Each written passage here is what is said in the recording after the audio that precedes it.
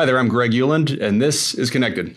Today I get to sit down with Brian Pasch, who you may know from the multiple events he puts on every year, Modern Retailing Conference coming up this fall. I got to check my notes, the Digital Marketing Strategies Conference that's always in the spring. He's actually doing that one in Austin this year. You may have read multiple books by him or engaged with the AWA awards that he does every year. Brian Pasch is all over the industry, one of the most knowledgeable folks that we all get to consume information from, and I'm glad that he's sitting down with me. So Brian, thanks for joining. It's great to be here, and what a great studio. Thank you. No, I'm jealous. I wish I had 3 camera angles and all the lights just perfect. Well, I'll tell you what, you at least sound great on your podcast that you do pretty regularly. So. Yes, I try to do the best I can for sure. No, you do a good job. So Brian, one of the things I wanted to start with our conversation is really just around collaboration. You've seemingly, and correct me if I'm wrong, but you've seemingly anchored a lot of what you do in collaboration, whether that's collaboration inside of the industry, even outside of the industry, getting people together, having discussions, talking. One of my first experiences, I think the first time I met you was actually, it's probably been 12 years ago now, maybe 13 years ago, and going through the AWA process. Right. And doing a remote demo and kind of going through all that. But even then, as long ago as that feels like it was, it felt very collaborative. So you've kind of always brought people together. So maybe if you just want to talk a little bit about that philosophy, or tell me I'm full of it and that's just my perception. Right. No, I've always been amazed on how many smart people are in automotive, and oftentimes they work in silos. It's a mindset sometimes where people say, well, we're competitors. And I'm like, are you really competitors? And is there enough room for everyone to work collaboratively? And so I've tried to create some standards. You mentioned the AWA awards. Why recognize technology companies? Because there's programmers behind the scenes that are working hard on developing products and they never get recognized. And what about small companies that don't have a big budget and are trying to come to market, but they need some stage to launch from? So I've always looked for ways to help the small guy be successful, help the largest players collaborate because there's so many shared clients. And for the most part, it's been successful. You can't please everyone, but it's been a heck of a ride. It's been now...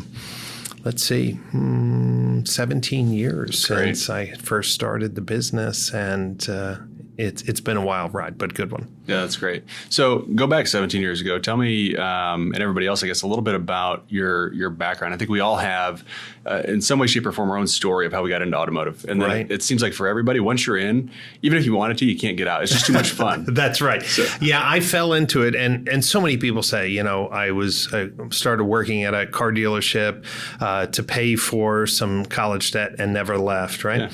Yeah. So I was always a technology person, worked at Goldman Sachs in the trading floor tech department. I wrote some software very young, so I was always a techie.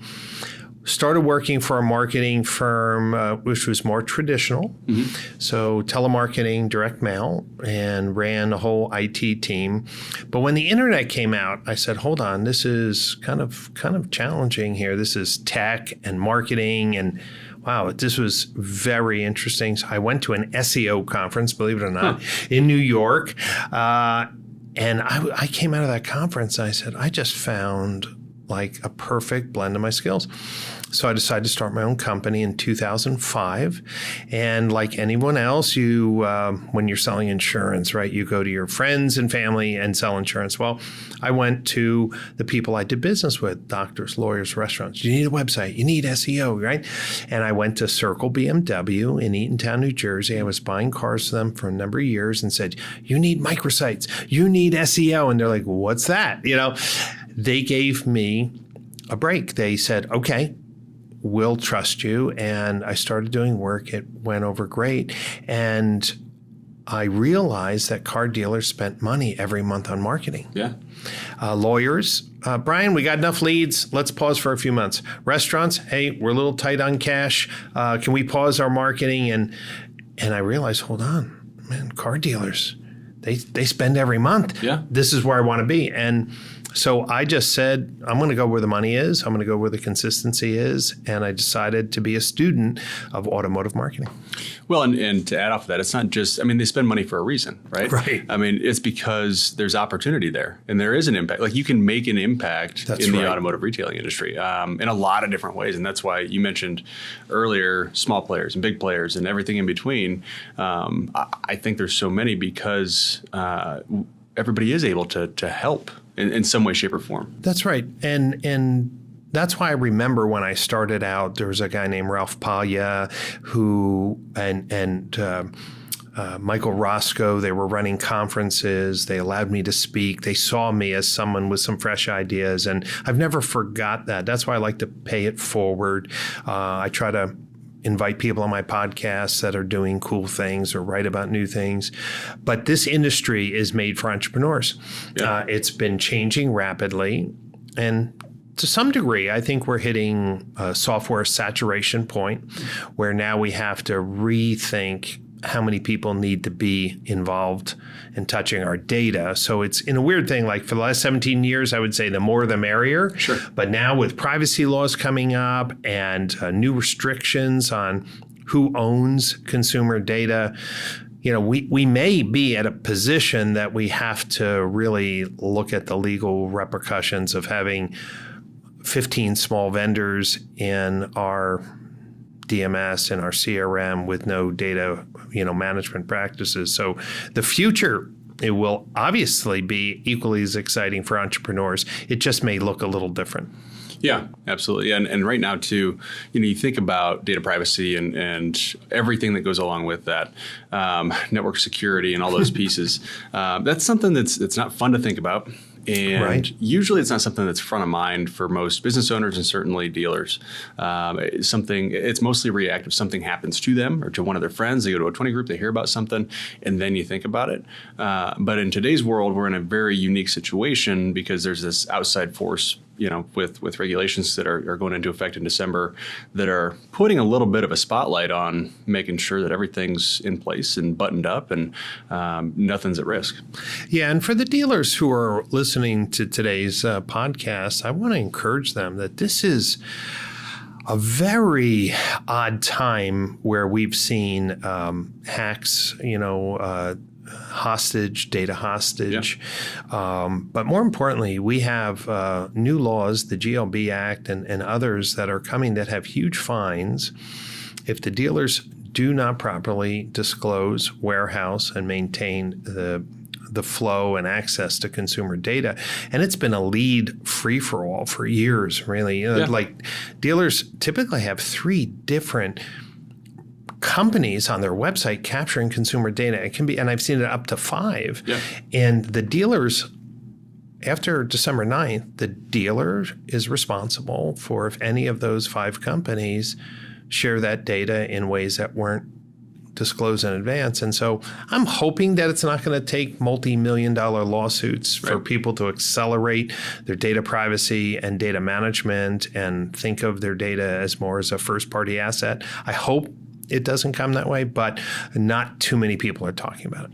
Yeah, that's fair. So thinking about talking about things and getting out there, I mentioned just in the opening, you have 2 major conferences that you host each year, 2 major events.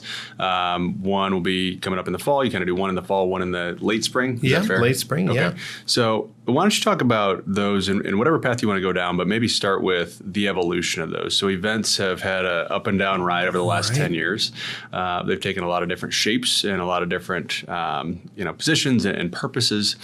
So for you, when you think about putting together an event, we all went through the time where we couldn't get back together, so now everybody's in person. How did you start and where have you gotten to and what's that ride been like? Yeah, it's been a crazy ride. A lot of education. We've done small events and regional events and themed events. And what we found is it's hard to get dealers to come out to an event. Sure. Everybody's busy. We work in retail. That's right. It's super hard. So if you don't have a quality reason, don't expect people to come out. Now, we've avoided in the last number of years to do events in Vegas because there's way too many events in Vegas. And I think there's too many distractions. But it is a favorite destination, right? So maybe we lean a little bit harder towards the educational aspect and not so much the party or social aspect. So we're looking, if I'm going to ask a dealer principal to come to an event, if I'm going to ask them to invest in sending their people, I want them to feel that they're going to come back with actionable data. So our conferences are definitely educationally focused, and we're comfortable with blowing them up. So over the years, we've had the Automotive Marketing Boot Camp, and we did the Automotive Engagement Conference. And this November, the Modern Retailing Conference is the new theme for what was called the Automotive Analytics and Attribution Summit, which was... sorry to interrupt, but can I tell you, I'm glad that you changed the name, because Yes. that one, even the acronym, I was just like, wait. I couldn't get over the hump on that one. It was hard to say, and it just... and I'm taking total responsibility for that. It was me. This was when dealers weren't taking their analytics properly and seriously. So it served a function.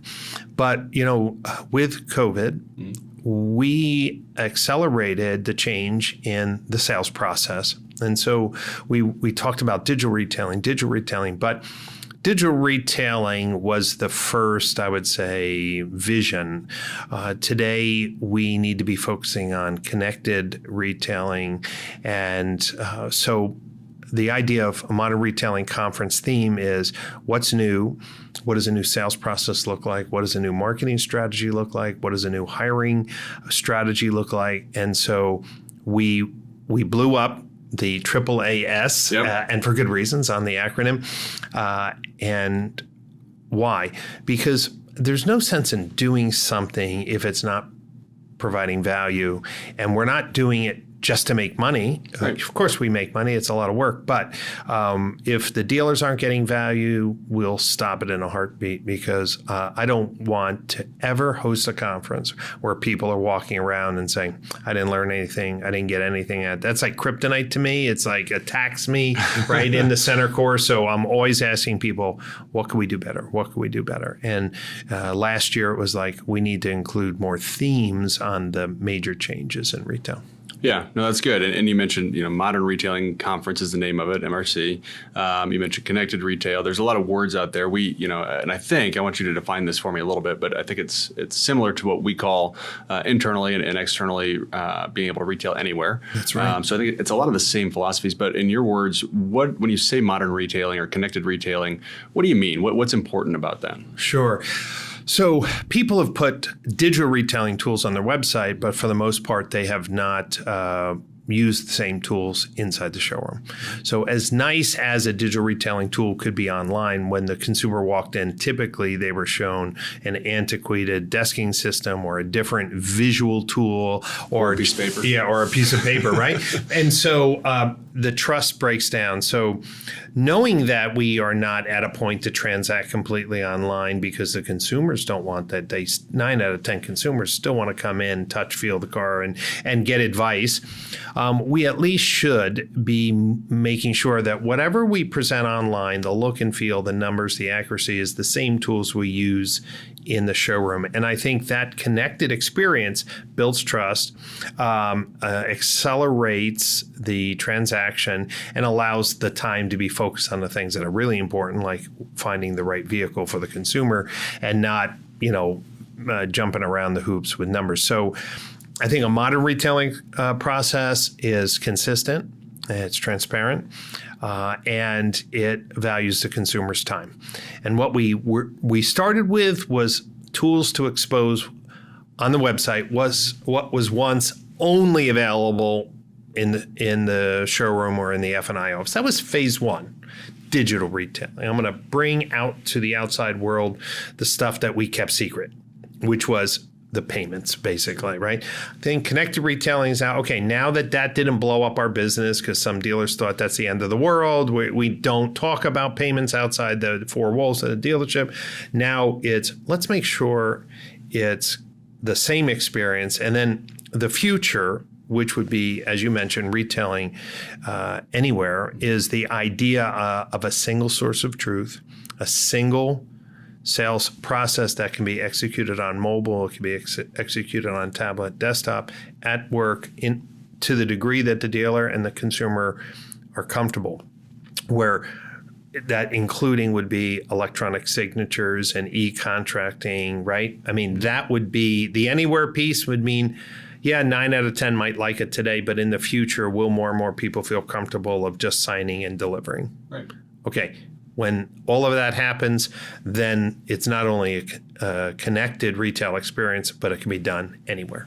Yep, absolutely. And I would layer into that too. I mean, I think you're spot on, but I would layer in, we talk a lot about, and we all do, the consumer experience, right? And enabling that consumer interaction, but that's only half of the equation. Right. And the other half is the person that's in the store, or frankly, they could probably be anywhere too, but the dealership employee, and making that process easy and seamless for them. Did you ever work retail growing up, or is it? I did, but not in automotive. Sure. Yeah. So I grew up in a auto parts store, worked retail, and then I worked at Target too in college. So I had a decent amount, and then coming out of college, did retail. Actually started a parts company. Long story, but worked retail a pretty decent amount of time. And I can tell you, just in that experience, and I'm sure you've had the same experience, it can be really stressful as somebody that's trying to deliver a good customer experience, trying to deliver a good guest experience.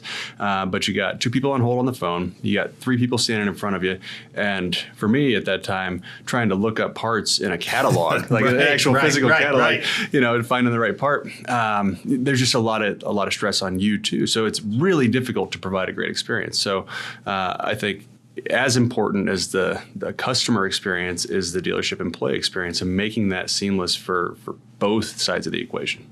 Right. And I think even the movement in the industry to offer consumers a single point of contact, is along the lines with, hey, if the tools are really consistent, and what the consumer saw online is the same that the sales associate is presenting. If it's a guided tour, if it has some workflow logic, if it has some bumpers that the sales associate can't go off the rails on, isn't this a better experience for then both the consumer and the sales associate? And we're finding it is. Yeah. And so even though there's not one modern sales process, it is very different than the traditional sales process. And that's what we're going to highlight in November at the Modern Retailing Conference. What does a modern retailing process look like if you're a single point, or if you're a traditional, F&I manager? But what's different about it that is worthy of saying this is a modern refresh on something that has worked but no longer is relevant to consumers? Yeah, no, that's great. That's great. All right, so let's shift gears a little bit. There's something else I wanted to chat with you about. So you've always been somebody, I think, that finds opportunities to bring people together and talk about things in new ways. Sure. So one of those things that you've done recently and kind of spearheaded is you recognize that Google has changed their analytics platform, right? And they're moving from Google Analytics Universal to Google Analytics 4, their most recent version. And you said, I think we could all agree over the last 20 years, we have royally messed up analytics and attribution in the automotive industry. We have. So we have an opportunity right now to standardize a lot of these pieces.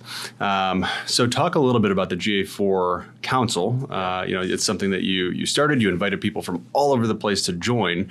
So talk about the genesis of that a little bit. Sure.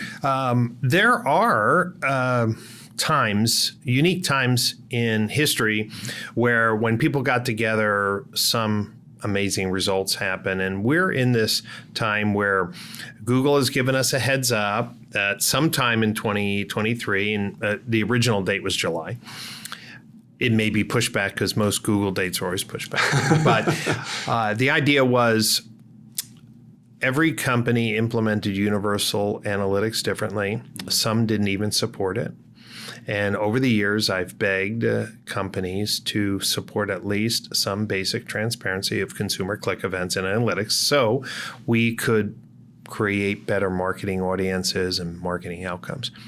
Now, a whole new framework is being introduced. So I said, companies spend hundreds of thousands of dollars a year in supporting analytics. They don't even make analytics, right? They're, website companies are really the worst disadvantage because they're expected to support this, although they don't charge for it. Right. Right. It's not their product. Right. Please support someone else's product that changes all the time. So I said, wouldn't it be cool if we all agreed as an industry, the website companies, the digital retailing companies, communication, messaging, merchandising, photography, whatever, couldn't we all agree on, hey, let's name the click events or swipe events the same thing. So if somebody moves from a dealer.com website to a Naked Line website, or they move from a basic chat to a Ga4 VR, that the event names are the same. So if somebody submits a lead, or if someone submits a chat lead or a text lead, or if someone, calculates a payment, that those names in GA4 could be the same. Now, a lot of people thought I couldn't do it. So I just believe that this was the time. Today, we have over 80 companies who have joined the council who have committed to support this. So we have, probably about 35 to 40 event names. That's great. That we have defined as critical to optimize marketing to give dealers transparency. And we will release the spec in November at the Modern Retailing Conference. And then these companies will be rolling out this specification in this year. The goal is that it started 2023. Dealers would have, and dealer groups would have, consistent events across all their vendors. And this will allow, for the first time, more fair comparisons on performance, better roll-up reporting, better dealer group reporting, and most of all, a lot less support from everyone who's trying to chase people to do something in analytics. We're just going to be able to say, just support the spec. Mm-hmm. Here's the published spec. And dealers, for the first time, I'm hoping that they're going to say to their vendors, hey, if you want to do business with our group, your chat, your VR, your website, your whatever platform has to support the spec. If we all work together, aside from the initial few months of development work that needs to be done, everyone's going to be better off. Yeah. So go down that path a little bit further, even thinking about not just tracking, right, but attribution. So attribution is something that who knows if we'll ever figure it out completely, right? There's so many cooks in the kitchen. It's just not an easy thing to handle, right? There's different ways to do it. You have multi-touch and you have this and you have that, and there's all these different methods. How do you see this impacting attribution and attribution modeling, at least in our industry, going forward? Yeah, so we never defined what a conversion was, and we never defined what a conversion outcome was. Okay. And last year I published a really groundbreaking report about Google Ads and how we got it wrong. And what did we get wrong? We were saying click to call. If that was a click to call, that was a sales call. That kind of made sense until you said, well, how do you know? Right. Did you listen to the calls? And so we listened to 1 million calls and we found out, less than 15% of Google Ads calls are for sales. Today, we have agencies saying we got AI, we have machine learning, we have smart bidding. And I'm like, okay, makes sense. What are you feeding those engines to get more of? And they're like, we're feeding click to call. We're feeding connect to call. And I'm like, but what department was that call for? Oh, we don't know. Well, the new specification, when a chat lead is sent in the CRM from Ga4, Ga4 knows it's parts, service, or sales. That's going to be pushed into GA now. If it's a text lead, same thing, Ga4, sales, service, parts. Sure. Push in. Now, here's the thing, phone calls. You have Callbright, and there's other call tracking companies and telephony platforms. They know if the call was connected. They know how long the call was. And now using AI machine learning, they can listen to the voice transcript and determine which department, or listen to the IVR key press. This in the new spec is all going to be brought into GA4. So now I can say, hey, is my sales campaign generating sales opportunities or service? Oh, man, these keywords, they're ringing the phone for service. Let's take them out of the sales campaign, right? Sure. So what we're going to get is cleaner feedback loops to optimize ad campaigns, number one. Then number two, Ga4 does a great cross-device analysis, and audiences overlap. So you could say, hey, the traffic that's coming from cars.com compared to my regular organic traffic, hey, here's the overlap, and here's where cars.com is bringing truly unique shoppers. Yeah. And how good are those shoppers? Well, instead of just saying they converted, like, you could say, no, what was the value of those conversions? We never had that before because we just said they submitted a lead. Well, what kind of lead was it? Was it a check availability lead or a trade-in app? Right. Two different qualities. Did they hit click to call or did they actually speak to someone? Two different qualities. So when we think about a very intent shopper, they're probably more willing to handle a bad phone tree if they really want to buy as compared to someone who's kind of casual, right? If cars.com, for example, generated really intense shoppers, sure, I bet you're going to see more connected calls because they waited through the phone tree. They really were intense. We don't have any of that data now. So for the first time, we're going to have better feedback loops. Ad technology will optimize intended outcomes better. And with better outcomes, we can determine the value of the investments we're making to say, hey, these traffic sources bringing most engaged shoppers because they use the Gubagoo VR tool and they're working their deals more than any other source. I want more of that traffic. So it's not just about leads. It's going to be which is the most engaged traffic sources, how many of those people come back, what are their outcomes, and with the new specification, advanced dealers, people who care about their data, will have the data they need to make better marketing decisions. Yeah, that's great. So when you say, you're talking about dealers and making better marketing decisions, do you see that when you reference that, do you see those as folks that have their own internal marketing group that really manage all of that, and they're building out, strategies and getting marketing journeys, and maybe they're using an automated platform, maybe they're not, but finding ways to engage and pull people down a funnel. Getting back to the actual question, do you see the audience for that type of, or the appetite for that type of behavior in a group with a dedicated person or set of people to do that? Or do you see it at a group where maybe they're using an outside agency or both? I don't know. I'm curious. Well, surely the larger dealer groups have internal marketing teams, because part of the problem of sloppy data is you don't know how to validate the claims of outsourced marketers. So you mean when everybody says that they sold that car? Right. Yeah, but let's just say, even if they didn't say, I'd say, we have the most advanced tech, we have AI, we got machine learning, and we got this proprietary this and this. Okay. It's really hard for dealers to understand that, surely, especially if the dealer principal isn't of that marketing tech generation. So I think the future is going to look something like this. The outside of automotive, multi-million-dollar companies and billion-dollar companies, some of these groups are building customer data platforms or customer data engagement platforms where they're making sure they have a single source of truth for their customer data and all the interactions.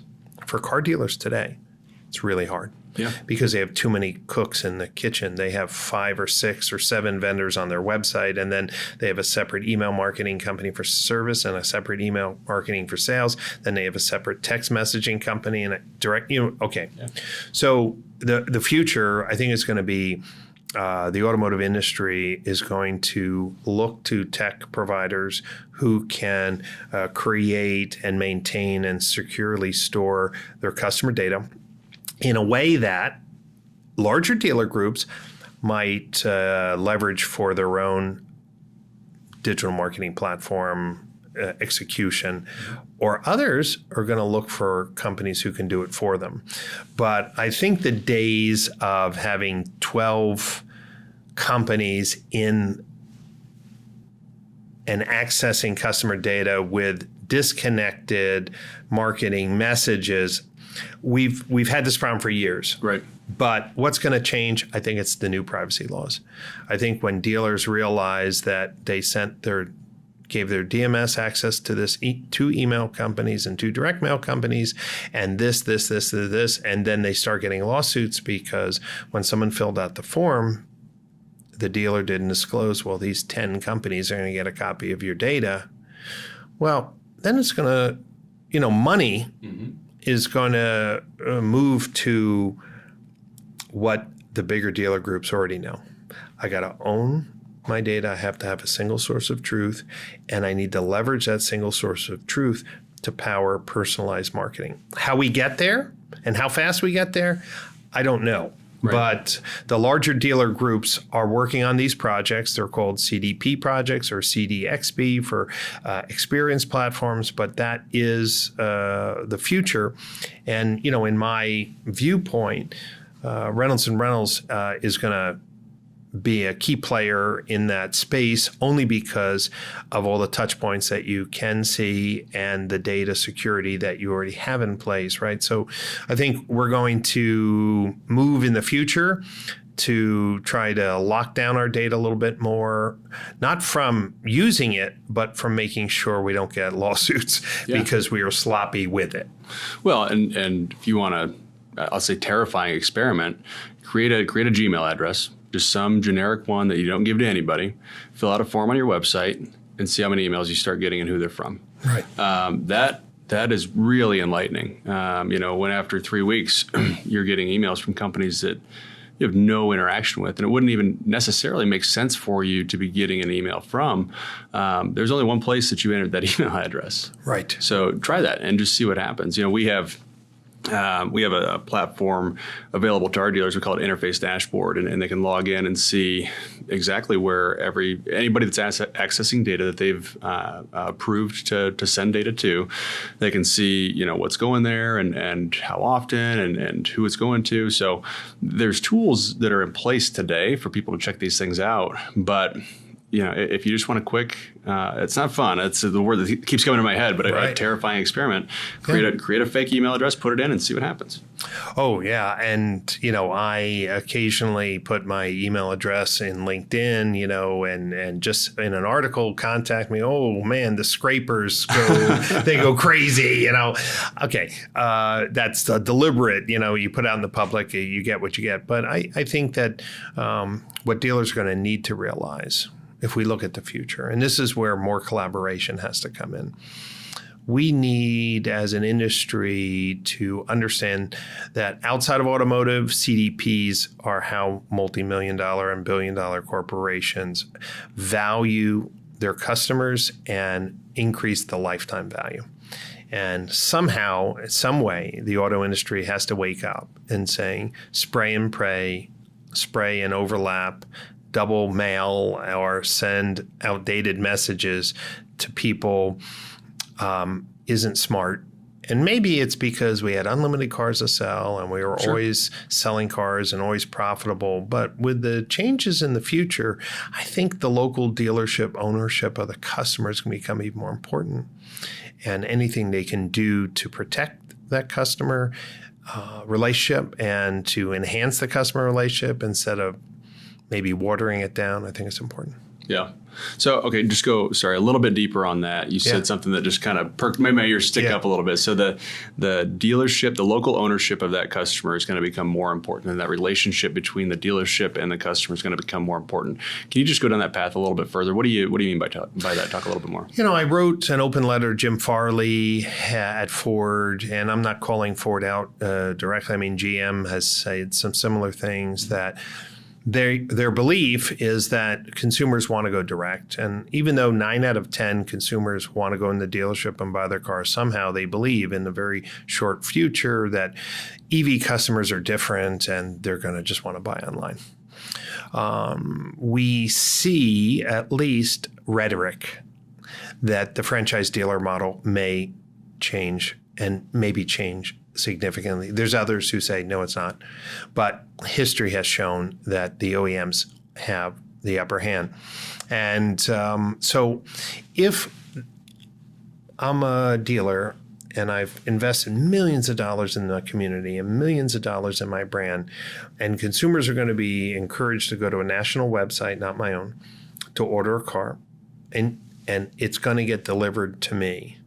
I miss a lot of interaction. I miss potential upsells and cross-sells and accessories and other things potentially, or moving them into a vehicle that's better for them that they don't even know. Right. Yeah, every time you ask a dealer, what percentage of customers bought the vehicle they came in to buy? And it depends on who you talk to, but a lot of them say, I don't know, 50% of the time. So it's not as precise as some of the OEMs want to do. And I'm saying that if I really feel that my local dealer is valuing my personal information, contact me only when it's relevant and those messages of value, then when I'm in the market shopping for a car, I'm not going to look at them as, hey, the person I transacted with 4 years ago I never heard from.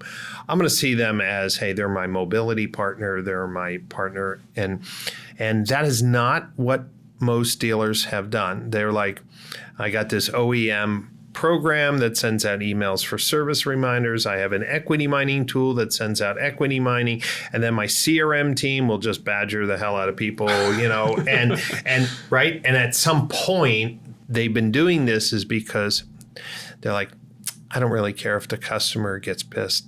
The more is better. And I think that if the dealer is no longer the only single source where someone could buy, is it possible in more densely populated metro markets, when the person goes to the national site, even though they bought from you, Mr. Dealer or Ms. Dealer, they pick someone else on the drop-down box because maybe down the road is another dealer 5 miles down. They have no brand loyalty at that point. So I think that if the agency model could come to bear for EVs, if the future is EVs, the future, then we better be taking our customers a little more seriously. That means owning the data, securing the data, and finding the right cadence for communication is going to be part of almost the competitive edge that dealers have. Yeah, that makes a lot of sense. And I would add to that, I think you're spot on. I would add to it that over history, you look back over time, one of the things that I admire about the dealers, the owners and the operators in this industry is their ability to find ways to add value, right? Just you look back over the last even just 30 years, but you go back as far as you want, constantly finding ways to add value to both the consumer and to the manufacturer.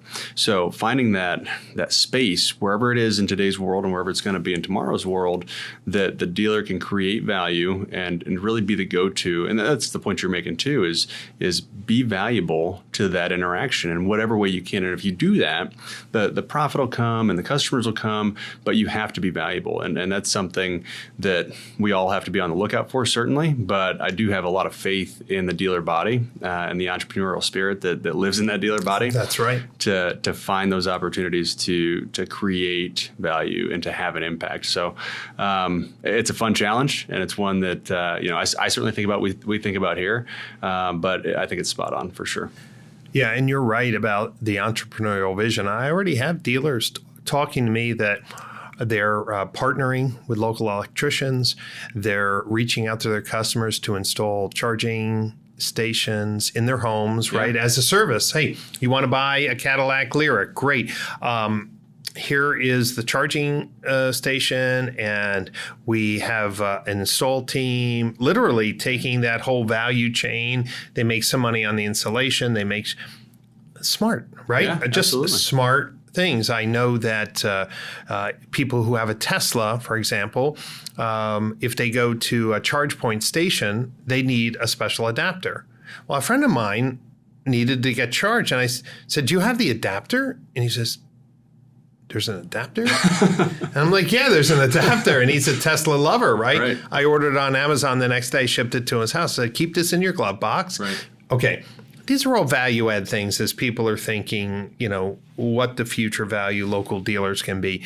We're seeing dealers working in the community to help plan charging stations, and maybe if they have extra property, even bringing those onto lots of cool ways. Dealers will figure it out, but I think they have to embrace the fact that the government is more and more concerned with data leaks and consumer data privacy out on the internet and everywhere. And since we are a consumer of data, and there is a difference between a consumer and a customer. Yeah. And these laws are trying to protect consumers more than customers. I think dealers do a pretty good job of protecting customer data. These new laws are more about consumer data who haven't bought from you yet. Yep. And we're real sloppy at that, so we have to fix that right away. Yeah, especially if it's somebody who filled out a credit app.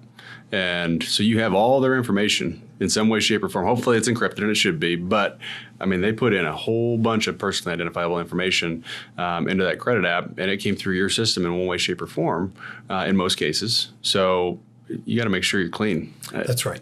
You know, it's intimidating, and it's a little scary. December 9th is coming up quickly, and we as an industry probably need to do a better job of educating dealers on how to prepare. Yep, absolutely. Well, Brian, I could obviously talk to you for hours, but I want to be respectful of your time. Anything we haven't touched on that you want to dive into? Anything we haven't talked about that we should? No, I think we are at a precipice of moving from digital retailing to connected retailing. I want dealers to be focusing on not how many cars they sold completely through digital retailing tools. I think that's the wrong metric. It should be how many consumer experiences could be described as completely consistent, both visually and numerically, and that the whole process was done at a pace and a cadence that the consumer wanted. If we can move to that, a connected retailing experience, I'd be really happy that 2023 will be continually exciting and profitable for dealers. 100% agree. All right. Well, Brian Pasch, thank you so much for joining today. I really appreciate your time. Thanks for inviting me. All right. Thanks so much for joining the conversation today. Before we hop off, don't forget you can watch or listen to episodes of Connected on YouTube, Apple, or Spotify podcasts. And make sure to subscribe so you're notified every other Wednesday when new episodes are released. We'll see you in 2 weeks.